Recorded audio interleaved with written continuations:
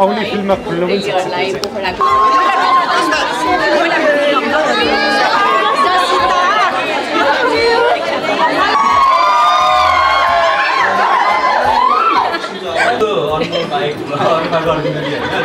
मसँग त उसको अब हाम्रो लिरिक डाइरेक्टर पनि हुनुभयो एकदम मजा लाग्यो। अनमोल बाहेक अरूमा लगानी गर्नुहुन्न अहिले बाहिर हिँड्दाको अनुभव पनि सुनौँ न अनमोलको। जस्तो तपाईँहरू त फिल्मलाई त्यो भ्यालीमा मात्रै होइन हल त्यो छुट्टै र अडियन्सको जसरी प्रतिक्रिया जसरी माया यो फिल्मको लागि आयो, हाम्रो क्यारेक्टर्सहरू उहाँको मनमा बसेर 3 घन्टाको फिल्ममा उहाँहरूले कथा इन्जोय गरेर निस्किँदाखेरिको त्यो उहाँहरू यसको लागि त मसँग कुनै शब्द नै छैन।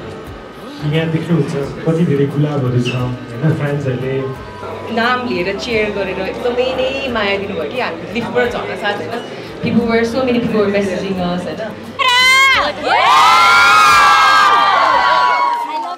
कोटाल छैन जागिर मरुदाको भर छैन।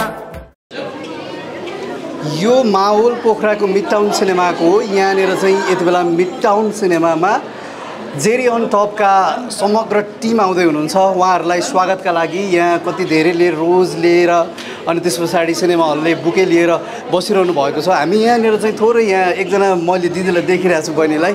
यो रोज चाहिँ केका लागि हो? अनमोल केसी, जसिता गुरुङ अनि आचल शर्माको लागि हो। हजुर। किन रोज नै लिएर आउनुपर्ने कारण चाहिँ? उनीहरूको हामी धेरै फ्यान हो, 2 चोटि हेरिसक्यो मुभी नि। फिल्मै 2 पटक हेरिसक्नु भयो? हजुर। आज चाहिँ आउँदै हुनुहुन्छ भनेर आउनु? आज चाहिँ आउँदै हुनुहुन्छ नि। अहिले फिल्म हेर्ने ए बिहानबाट? 4 घण्टा भइसक्यो। 4 घण्टा? हजुर। एउटा सो हेरेर फेरि अर्को दिन हो र? फुलै ओइलाउने बेला भएछ त भने। तपाईँहरू सबैजनाले 3 पटक फिल्म हेर्नु भएको? हजुर। 2 पटक। अब फेरि हेर्ने हो? फेरि हेर्ने हो। फुल भएर हामीले टिकट नपाएर नहेरेको नत्र अहिले पनि हेर्ने भनेको। हेर्ने भनेको बिहानको हेरेर नि नपाएर फेरि वेट गरेर बस्यो। यस्तो मजाले गुलाबको फुल लिएर होइन। योभन्दा अगाडि अनमोललाई भेट्नु भएको छ कि छैन तपाईँ? फर्स्ट टाइम हो है। अब लगभग आउँदै हुनुहुन्छ, तपाईँहरूको रियाक्सन हेरौँ। अनमोललाई के भन्न चाहनुहुन्छ है?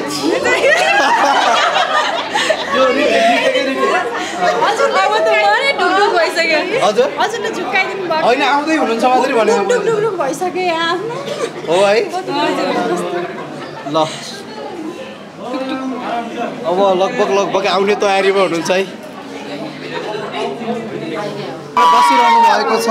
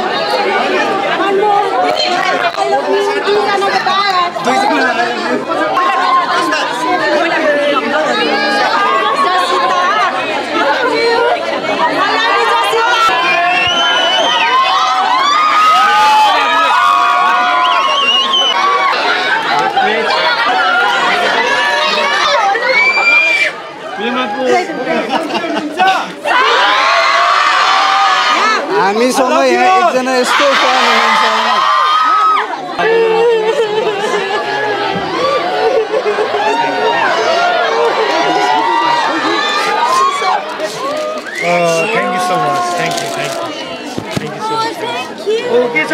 आफ्नो मिडटाउन सिनेमाको माहौल हो यहाँनिर चाहिँ। तपाईहरुलाई मुभी कस्तो लाग्यो? Thank you.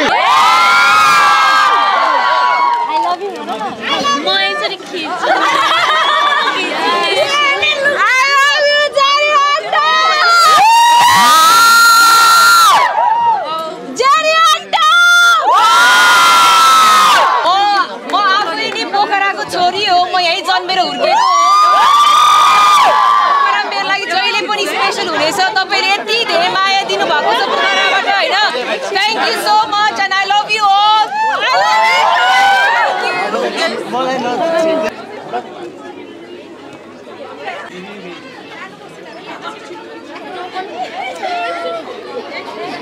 स्वागत छ चलचित्र पत्रकार सङ्घ नेपाल कास्कीको तर्फबाट म कास्कीको सचिव सन्तोष बस्याल र यति बेला हामीसँग जेरी अन टपका कलाकार निर्माता त्यसै गरी निर्देशकज्यूको उपस्थित भइसकेको छ पोखराको मिड टाउन सिनेमाजमा र भर्खर मात्रै हामीले दर्शकसँग साक्षात्कार पनि गऱ्यौँ।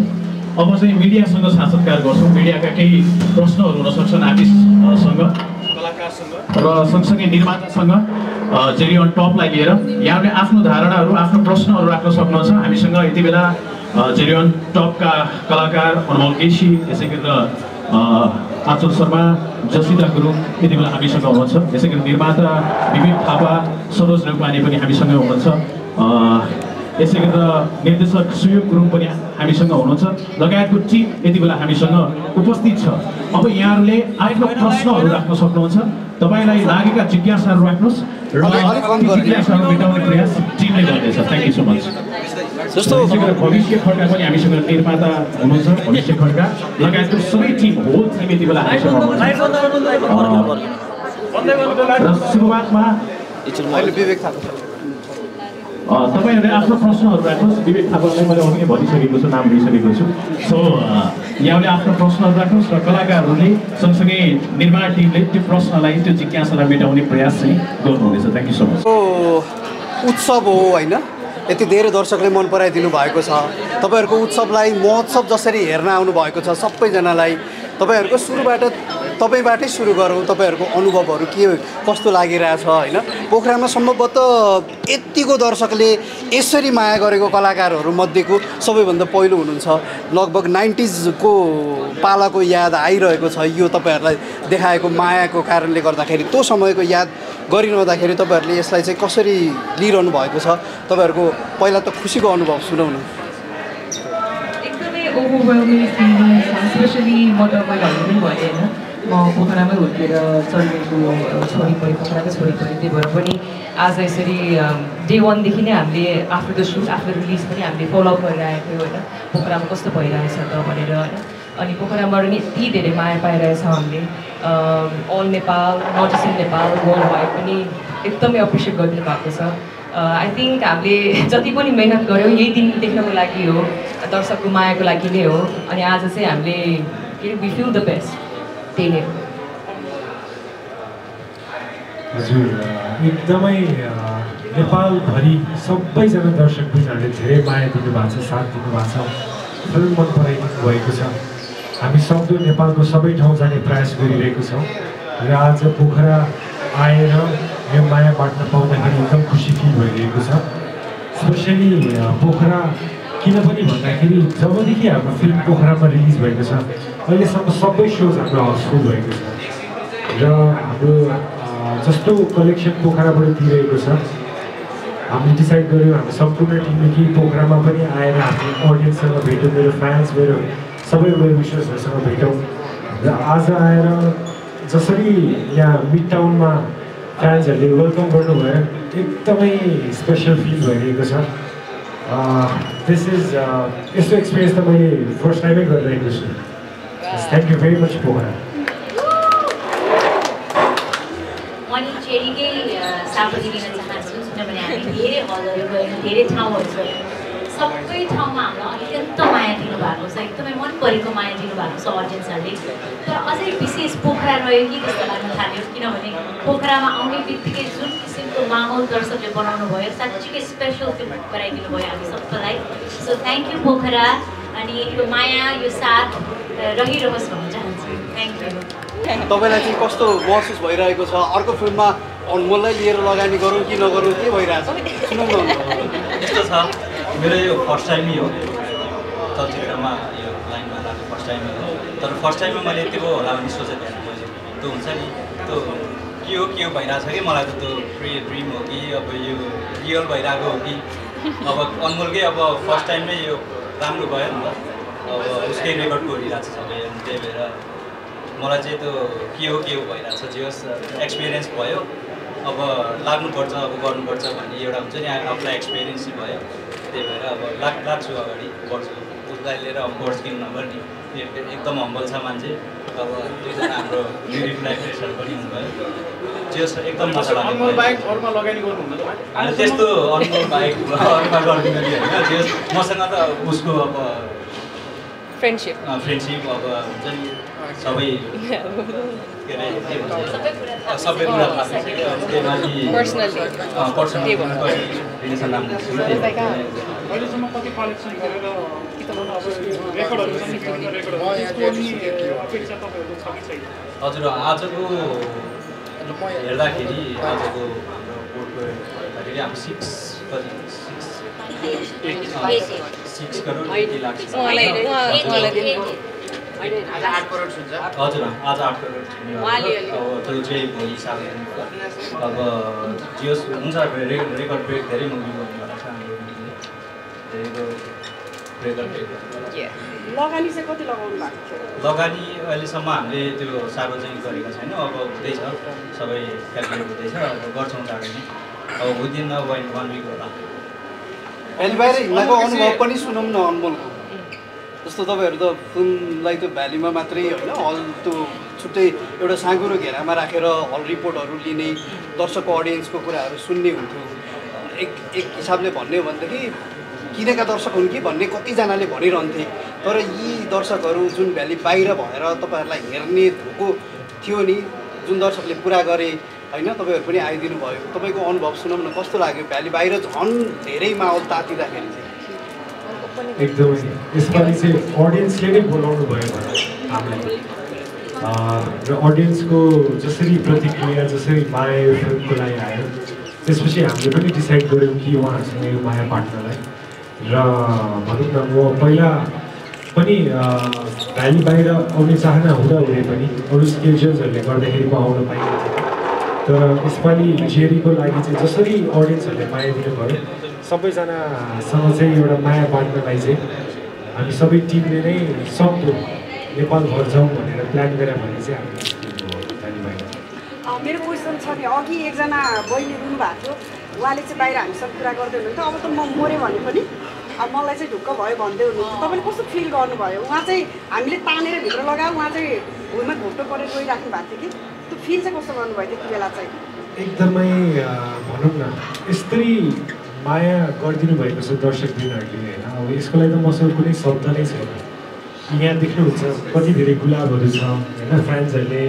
यसरी फ्रेम बनाएर लिएर आइदिनु भएको छ माया गरिदिनु भएको छ सो यो सब देख्दाखेरि चाहिँ हामीले सायद जुन 2 वर्ष लाएर गरेको मेहनत थियो फिल्मको लागि अब बक्स अफिस एउटा कलेक्सन त्यो व्यापारिक दृष्टिकोण छोडेर चाहिँ जसरी हामीले चाहिँ सबै दर्शकबिनको मनमा छोएको छ होइन यो चाहिँ हामीलाई अझ धेरै अर्थ लाग्छ कि अझ एज एन एक्टर हुन्छ नि हामी सबैजनाले गरेको काम हाम्रो क्यारेक्टर्सहरू उहाँको मनमा बसेर 3 घन्टाको फिल्ममा उहाँहरूले कथा इन्जोय गरेर निस्किँदाखेरिको त्यो उहाँहरूको भाव चाहिँ प्योरली एक्सप्रेस गर्नुभएको हो क्या अनि त्यो चिज देख्न पाउँदाखेरि चाहिँ सायद भनौँ न अझ धेरै एउटा मेहनत गर्ने एउटा इन्करेजमेन्ट एउटा हौसला हुन्छ नि मेहनत चाहिँ कहिले पनि खेर जाँदैन रहेछ भन्ने चिज चाहिँ फिल भयो जस्तो जसितालाई अब फिल्ममा त तपाईँको घरको नाम चाहिँ पऱ्यो उता सोलुखुम्बु उता परेको होइन सिनेमामा त्यो हेरिरहँदाखेरि पनि बाँधिन्छन् दर्शकहरू आफ्नै ग्राउन्डमा आउनुभएको छ अहिले त नाम्चेको फिल सायद नहोला होम ग्राउन्डमा गोल हान्नुको मजा कस्तो हुँदो रहेछ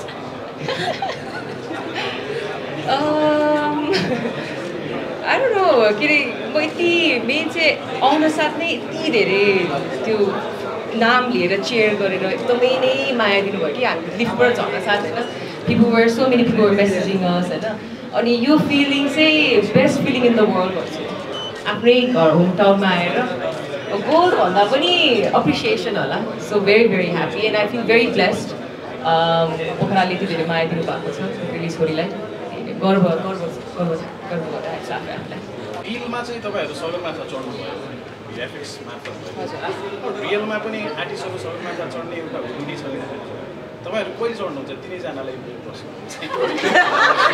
सगरमाथा भन्ने हाम्रो फर्स्टमा त देशको हाम्रो गौरव हो होइन। जतिजनाले पनि चढ्नु भएको छ इन द पास्ट, जति पनि क्लाइम्बर्सहरूले अहिले पनि चढिराख्नु भएको छ, स्पेसली विथ द आर्टिस्ट भयो होइन, एक्टर्सहरूले पनि गर्नुभएको छ। दियापुन, हाम्रो कविता नेपाली बहिनी होइन, लगायत अरू पनि हुनुहुन्छ। It's not an easy job at हो, के जबै भन्दैन म यो जर्नी नै एकदमै डिफिकल्ट हुनेवाला जर्नी हो त्यो भनेको होइन। It's a risk, we don't know if you will come back or not. It's त्यो डु अर डाई सिचुएसन हो होइन। त्यसको लागि एकदम धेरै हिम्मत, एकदम धेरै प्यासन, डेडिकेसन होइन, फिजिकली मेन्टली स्ट्रङ हुनुपर्छ त्यसको लागि होइन। म चाहिँ एट द मोमेन्ट होइन पेमा क्यारेक्टर गरेर मलाई एकदमै माउन्टेन्सहरूलाई लिएर एकदमै म पनि एकदम अट्याचमेन्ट भएको छु होइन। तर त्यो हिम्मत मेरो ममा अझै छैन। So maybe in the future एउटै लाइफ छ, पछि गएर यु नेभर नो, मेबी चढ्छु कि मेबी ट्राई गर्छु कि, माउन्ट एभरेस्ट नभए पनि कुनै एउटा फर एडभेन्चर त्यही नै। अहिले त्यस्तो केही प्लान छैन। मेबी इन फ्युचर यदि मेरो हेल्थले र समयले साथ दियो भने why not, I would love to. मलाई लाइफमा मेरो कस्तो मिठो एन्सर छ सुन्नुहोस् न। पेमा जस्तो गाई भयो भने चाहिँ म चढ्छु।